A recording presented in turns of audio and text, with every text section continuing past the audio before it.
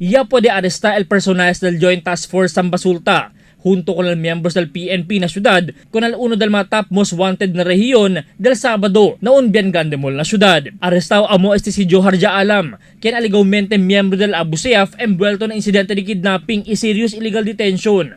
Con él puede arrestar después que puede columbra na mall y con él sirve la autoridad con el warrant of arrest sa kaso de kidnapping y serious illegal detention.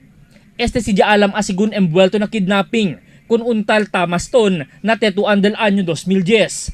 El víctima ya puede escapar ng mano del mga sospechado aquel tiempo antes con él puede llevar na probinsya del Basilan. Tali asigun ahora na Zamboanga City Police Office si Jaalam ita tumabaho na investigasyon para puede loka con el otro pa mga suuban aquí na syudad de Zamboanga. Yari itira el PNP que tiene sila mga si assets aura kita man target con este mga Abu Sayyaf por causa con el guerra na Basilan que un semana ya hindi ta descansa. Albert Luna, Dateline Zamboanga.